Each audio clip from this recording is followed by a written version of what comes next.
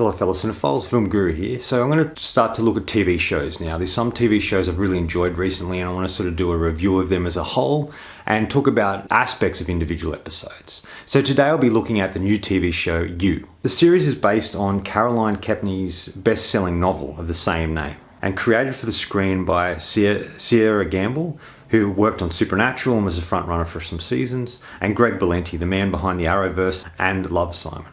And it really is a 21st century love story that asks, what would you do for love? It follows the story of Joe, played by Penn Bagley, an average guy who manages a second-hand bookstore. On one particular day, he encounters a young woman by the name of Guinevere Beck, played by Elizabeth Lail.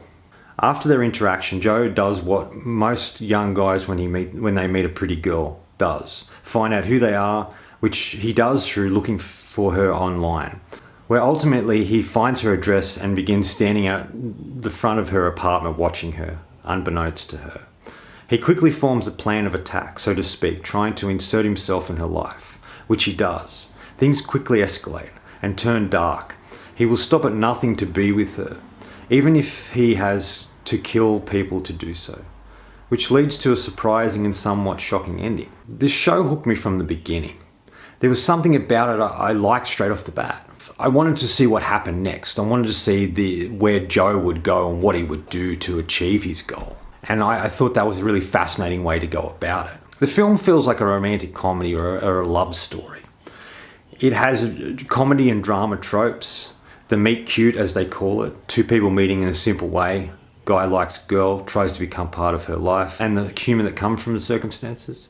The trying to get to know each other, dating, guy does something wrong and loses girl only to get her back. But with a darker twist. Joe, shall we say, is a psychotic sort of character who convinces himself to do things in order to remove what he considers bad or toxic from Beck's life, always justifying his actions.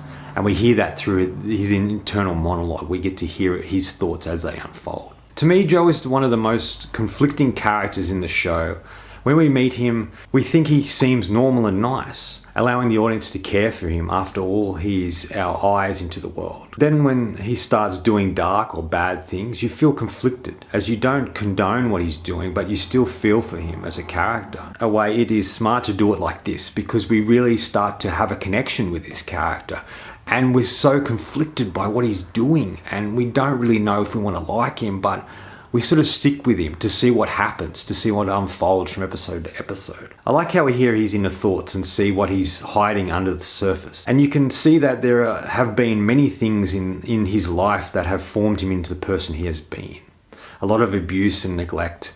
And he's sort of forming his ideas of what's right and wrong. But there's also an episode where we see it from Beck's point of view. We get to see her internal voice. We get to hear her thoughts due to one particular episode and circumstances that transpire. And half the episode's done from her point of view and half the episode's done from his point of view, which I thought was really clever and interesting. It made this episode refreshing in a different way, which I really liked. It has some funny and dark humour, which I really liked. I like that sort of twisted dark humour in a lot of ways. There are humorous romantic scenes where he races to her apartment, ready to declare his love for her, throwing a small stone at a window to get her attention, only to shatter it.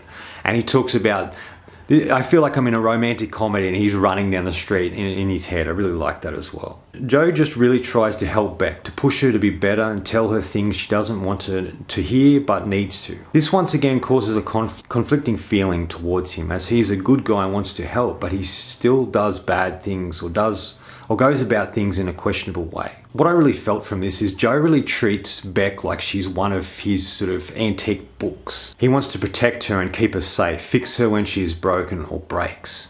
And he sort of she's very precious, like the books are to him, a very precious thing that he wants to keep and hold and not let anyone hurt or get hold of. I think all the acting is really solid, especially from the two leads. Penn Bagley is just fantastic here. He's an actor I've really enjoyed, and he gets to be his humorous self and show off his more dramatic acting ability, which I really thought was great because I think he's a very talented actor. At times you really like him and can somewhat understand why he does the things he does, because he's a likable actor, which comes across in his performance. I think he needs to be in more stuff like this, stuff that sort of tests him as more dramatic roles, and I think if he got the right role, he could really shine. Much like the character he gets in this series. I think Elizabeth Lail is really great here as Guinevere Beck.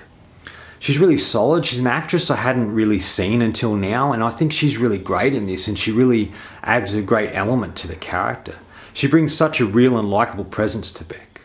But she's a character that's conflicted as well. She's a character that's been through a lot and is trying to navigate through life and trying to make sense of things while trying to pursue her career in writing, because that's something she really loves, but feeling frustrated and stuck and not being able to know what to write or how to be successful in that sort of arena.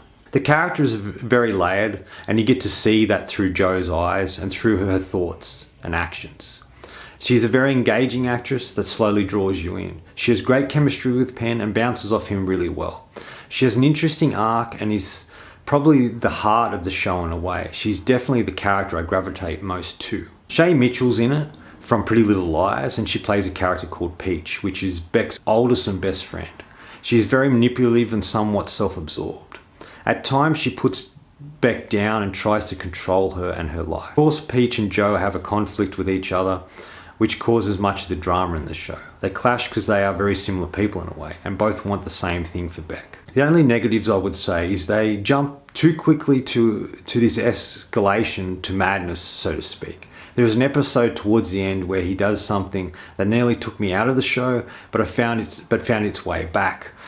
There's certain things that happen in TV shows that I struggle, where the character's been raped or killed or something bad's happened to some sort of great loss. And these are tropes and things they put into the shows I don't really like, because it changes things too quickly and erratically, and it takes a long time for the show to get back to what it was doing previous to that. This does a really clever way of doing that, but I just felt that whole sequence really took me out of the show. What I love too is the author even wrote an episode that, to my surprise, was entertaining and fun, more romantic comedy episode than the rest. But it's very rare that an author can write an episode of a TV show and it'd be really good, and this was a great example of that. She crafts such a fantastic and fun episode after all the sort of drama that happens with previous episodes. And to me, I think it has one of the best season finals I've seen.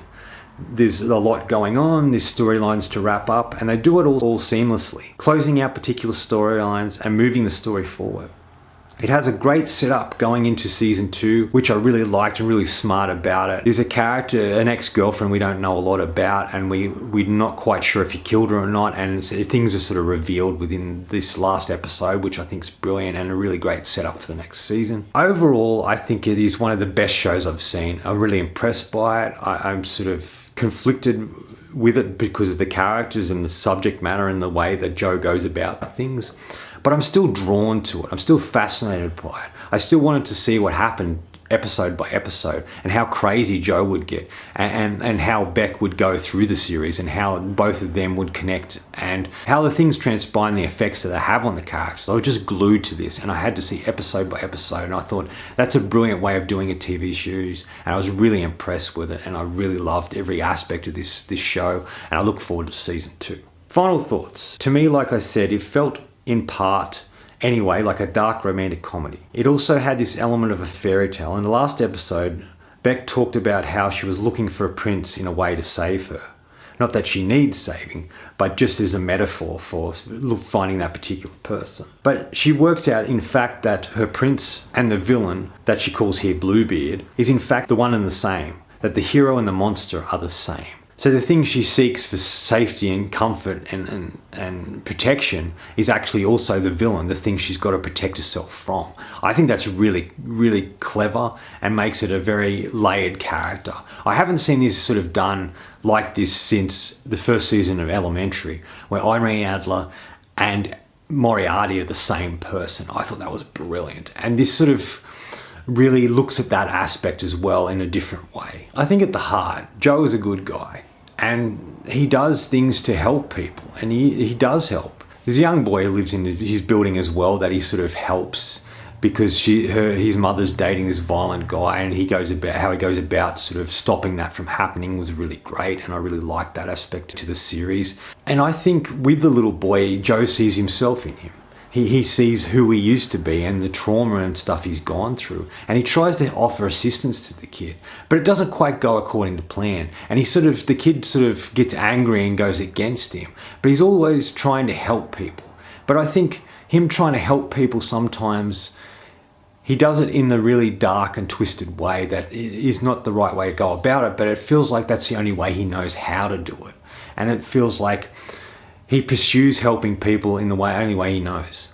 And this relationship that they look at, that his foster father was a prison guard, and the way he treats him, the way he tries to help him is quite brutal and violent. And he seems to be the only character within the story that we see in flashbacks that really accepts Joe for who he is and really tries to help him be the person he is, and to really accept who he is and move forward and use the abilities he has to help others in a way. His character felt a lot like Dexter from the TV show, except he sort of understands his emotions, he understands things about himself, where Dexter doesn't quite understand things.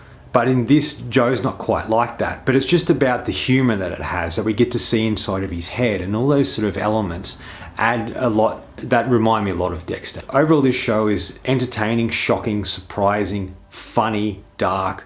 Everything, it's filled with so many different things. That's why it makes it such a unique and interesting series, and I'm glad we're able to see something like this these days. Overall, I'm going to give You 4.5. This is one of the best TV shows I've seen in a while. Even though there was elements to it I didn't overly love, or characters got a bit annoying, I think this is just a fantastic series. It's brilliantly done, and like I said, I'm looking forward to season 2. Anyway, that's all from me today. Thanks for watching. I hope you enjoyed this video, and if you did, please hit subscribe in the bottom. Follow me on Facebook and Twitter. Otherwise, until next time, enjoy the movies.